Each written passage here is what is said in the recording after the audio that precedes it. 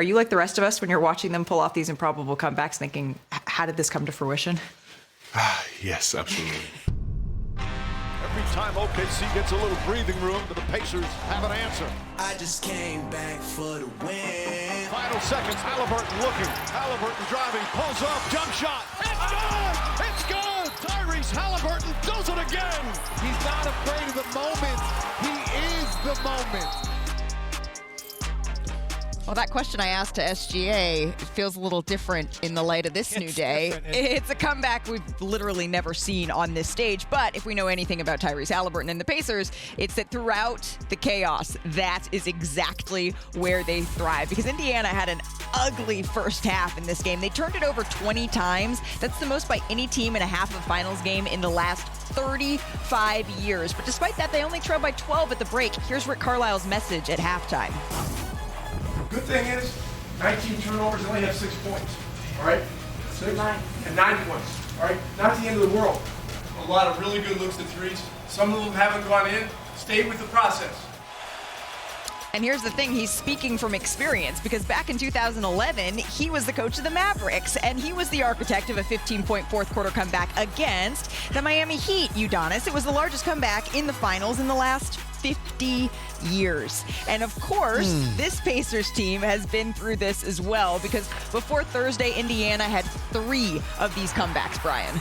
This is something that I've really never seen before because they do it in such short time frames. Like they should be out of these games and then they keep coming back and making it happen. You have game 5 against the Bucks in round 1, game 2 against the Cavs, and then the Eastern Conference Finals, Perk. But back to Thursday, after trailing by as many as 15 in the fourth, Indiana turned it all the way up. They did. The others stepped up huge in the fourth quarter.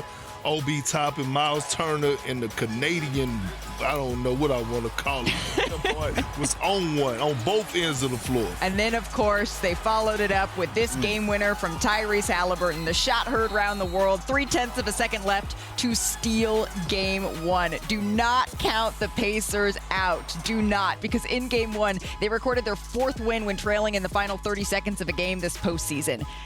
Graphs and numbers can't even fully cover it, but we're going to try because look how crazy you can see the comebacks have been in these probability charts. This is tied for the most such wins in a single postseason since at least 1998. Those are the numbers. Here's what players were saying after the game. When it comes to them moments, like he wants the ball. He wants to be the one to, hit that shot. He doesn't shy away from the moment. And very important this time of the year, have a go-to guy. And just seems to keep finding a way. And we keep getting the ball in the right positions and, just the rest is history. He's continued to make clutch play after clutch play like that. We just feel very confident when the ball's in his hands. Oh, man, my heart stopped. I'm not going to lie. My heart stopped, but I was filled with joy when that shot went in. Was anyone happier than Thomas Bryant after that? I don't know, but social media went bonkers after Hallie's shot. You got Patrick Mahomes, you have Caitlin Clark, Magic Johnson, so many more. Shell-shocked, elated like the rest of the sports world. This was the perfect way to start out these finals, to give everybody a taste of what this matchup can offer. I want to say, how did Indiana flip the script? But really, they just returned to this is what they do at this point. I'm not sure something you want to bank on. Yeah. But, the thing about it is that when they got late in the game, they had been in this situation before, and it's in everybody's head.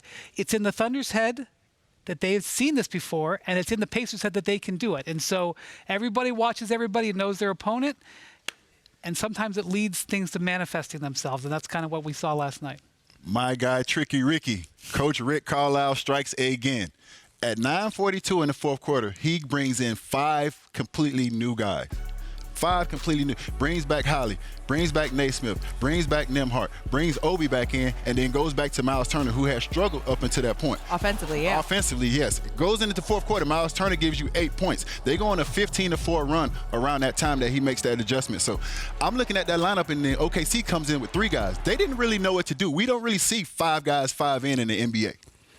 They didn't, but I thought Mike Dagnall, he could have came back in with SGA a little early, especially when you always want to watch. Sorry, who? What's his name? Mark Dagnall. That's what I said. Okay, I thought it was Mac. Keep going. Let's start with me. Right, let me finish. Okay. When you talk about looking at the minutes with J-Dub, and how he plays without SGA, like you monitor that situation if you him, right? You bring in SGA early. But here's the thing. The Pacers literally have been playing with house money all playoffs. Real talk. Nobody, like they're playing with zero pressure. They've been playing with zero pressure the entire postseason. They was the underdogs in the first series. They was the underdogs in the second series. They was the underdogs against the Knicks. They're the underdogs now. You know what? You're right, Perk, because when Lillard was coming back, people thought the Bucks were going to win. I'm saying they have literally been playing with house money. Like Tyrese Halliburton was voted the most overrated player. He's been playing with house money, like zero pressure. So, again, like these comebacks, they are great. I'm not knocking that whatsoever. They are hard to do. But it's like just having fun, no pressure. Hey, we're going to shoot our shot. It is what it is. I will say this, Malika. I talked to people from the Pacers yesterday, and they said they watched ESPN, and they saw everybody in all the shows picking Oklahoma City. They told me today. Yeah. They were like, didn't I tell you? We loved it. Every time you guys picked them, I said it yesterday. This is exactly what they text like. going out with all us sitting up here picking the other team. Exactly. And Udonis is probably sending a text. Udonis is in there like, here, did you see what we all said here? We got to stop. And coach trusts us in those moments to not call timeouts. Trust me in those moments. Guys trust me, and just trying to make a play. So, man, basketball's fun, man. Winning is fun. That's a great win for us. Brian Windhorst and Udonis Haslem are joining us for this conversation. And Brian, UD, you have the Pacers winning the series. I did. But unlike me, didn't have them winning game one. Strange. But Brian, you said that this was the roadmap. This was the blueprint. This is how they wanted to play? Yeah, so first off, the way that you make a win as a lower seed, which is what the Pacers are, is you obviously take a game that you shouldn't probably win. They did it the last two rounds. They got off to a good start. That's what happened. So that was definitely on their list. But as I was talking to people from the Pacers before the game, they couldn't have been more complimentary about the Thunder, about all of their depth, about how great Shea is, about how hard they are to beat here in Oklahoma City. But they said, we feel pretty comfortable in the end of close games. And, the Thunder, they're awesome, but at the end of close games, they're not always as great, just like they were against the Nuggets when they lost game one of that series. And they're like, if we can just get in that fourth quarter, we might be a little bit more comfortable. And it exactly played out that way. And so you saw, Malika, as this game went down the stretch, the Thunder tightened up a little bit. They didn't choke. It wasn't a collapse. But as you watched going down the stretch, the Pacers were a little bit more comfortable. And every basket that they shaved off, they got a little bit more comfortable. And then they have a closer right there with one of the greatest runs we've ever seen in that role. Well, Udonis always tells me it doesn't matter if you lose by 1 and you lose by 100. It's just one game. But how does OKC respond after losing at home, which Kendrick Perkins said they were done doing in this postseason? Yeah, I thought so. They should have been. I mean, for me, first and foremost, I did not have Indiana winning this game, but the series. But I think the thing that surprised us first is that OKC got outplayed. If you look at the game, we can talk about the turnovers and how they only got 11 points out of that, and it could have been more. But if you look at the numbers statistically, they got outplayed. Even though the Thunder took like 18 more shots? 24 assists to 13 assists, 59 rebounds to 39 rebounds, 47% to 39%, 46% from 3 to 36% from 3. That's not even talk about the 6 guys they had in double figures for Indiana. The X factors, who I brought up yesterday, who were big and who were huge for them, to OKC's 3 guys in double figures. We're talking about a team who averages 120 points right now, got 110. So the turnovers didn't equal points. They didn't shoot well in the half court. They were inefficient, so the math did not math. They literally got outplayed. So if you want to know what they need to do, play better. I don't know if I agree with that, UD. I don't think they got outplayed because, one, OKC has never been a great defensive rebounding team. Like, they haven't been there. They wasn't there in the regular season. They always been in the middle of the pack. Number two, they have never been a high assist team, right? They're a team of isolation. So they're not running a ton of pick and rolls. But I will give credit to the Pacers, but this team will bounce back.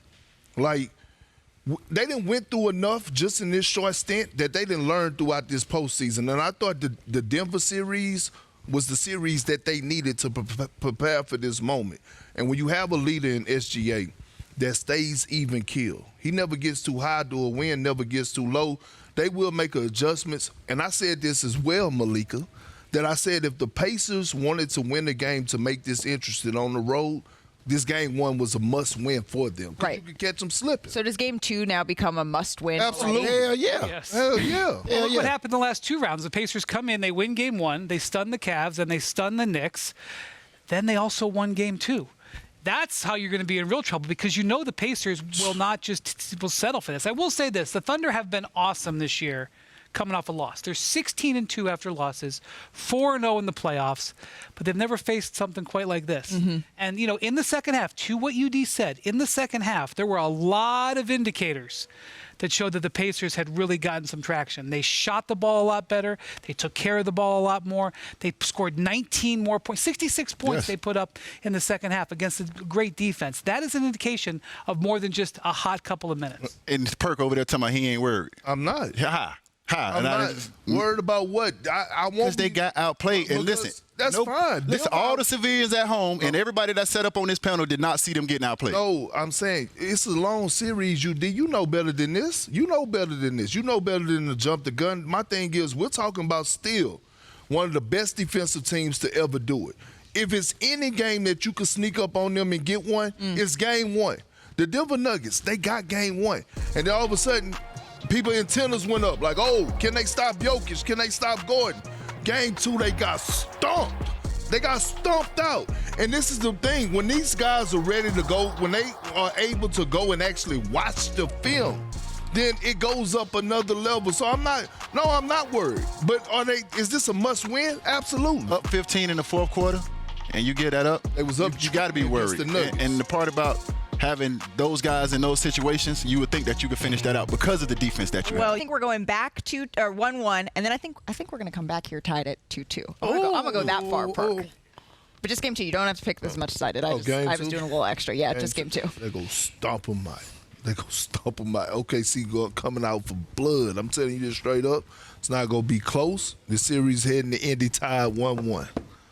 They get it out the mud and they coming for blood. That's Perk. We from the South. I'm going with the Thunder. Thunder, you clean sweep, Thunder? Indiana ain't never scared, but I got to go with the Thunder on this one. I'm still taking Indiana to win the series. I'm making that clear right now. Udonis is the only one who has picked Indiana to win this series. All right, get in on the playoff action. That's who we have got at ESPN Bet Sportsbook right now. New customers can get $100 in bonus bets when you make your first $10 wager. Download the ESPN Bet app and sign up with the promo code PLAYOFFS to get started today.